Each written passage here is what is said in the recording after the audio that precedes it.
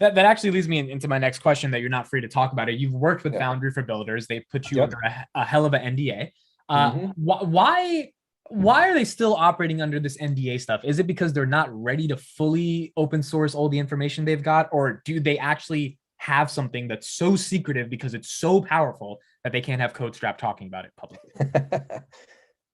I mean, I can't speak for Palantir because I don't work for them. So like, this is me speculating as to why they're like that. So just, understand I'm not speaking for the company, but like, honestly, I think it's like they work for they work in classified spaces and they have really powerful technology, and they want to make sure that they're not. I'm sure they would probably want to make sure that whatever they release to the public wouldn't be used against those classified, give away something that they don't want to be sharing with the general public. I also think they're probably sensitive to their press and PR, you know, and so they want to control probably the rate of adoption, rather than just throw it out there.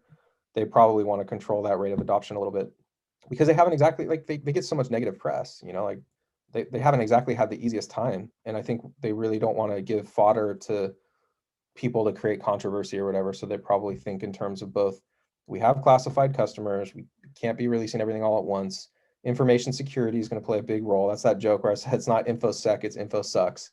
It's like information security is going to be all over them, whatever they want to release. It's going to have to go through like 50 rounds of review.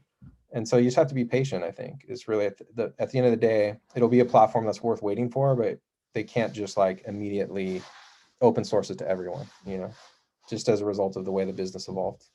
Speaking of the negative press, I want to talk about this for a little bit. Yep. Coming from someone who is intimately worked with the software, just understands the software deeper than any Wall Street analyst could.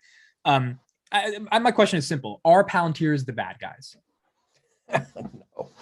Yeah, no, I laughed when I think JG asked me a similar type of question, and I was like, of course it's not. Like, first off, just look at Alex Karp and Peter Thiel, who are like on complete opposite ends of the spectrum politically, regardless of where your politics are. Like, got these two completely different people. And then Stephen Cohen, I don't know what his politics are. He seems like a really mild-mannered individual, but they set up this corporate structure so that those potentially won't allow their technology to be misused, allow other companies to come in and just take over what they've built.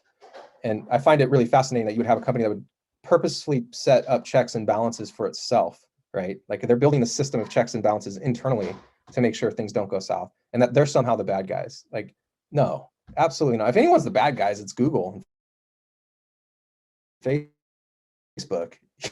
Like, and I have hard data to point to that. I mean, you could look at Jonathan Haidt's research into the effects of social media on young girls. He's got almost irrefutable data that the effects have been insanely bad, and no one's talking about that at Google or Facebook, right? So, in my opinion, they're the good guys. In my opinion, I don't know the underlying politics that people get upset that government agencies have to go out and do stuff.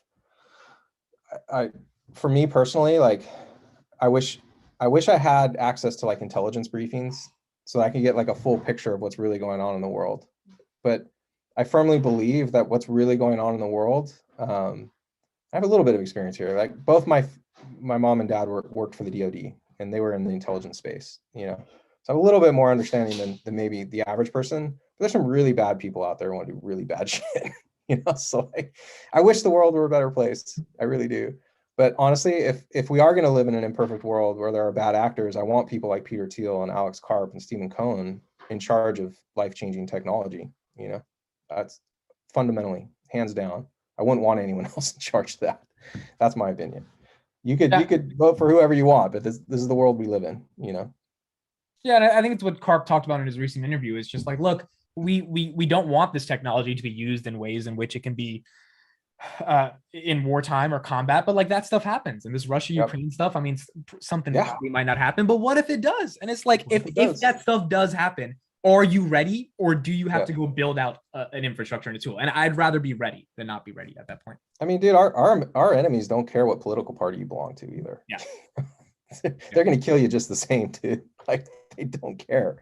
So like, I think people need to understand that, like, we have there are people out in this world and whole countries that are going to be threats. Like what type of sea change would you have? Like Alex Karp talked about, this is a really good thought experiment. Karp said in an interview recently where, like, the only reason you have the luxury to criticize us is we stopped the terrorist attacks would have happened from happening, right? Like if the terrorist attacks that we prevented happened, none of you would be complaining about us. You'd be wanting to sacrifice civil liberties to stop future attacks. You know, the lives that prevented a lot of people from just handing over more civil liberties and things devolving further from where they are today. I think people are going to have a different negative about Palantir when it's like real life consequences for them and their families based on the actions of people in foreign governments.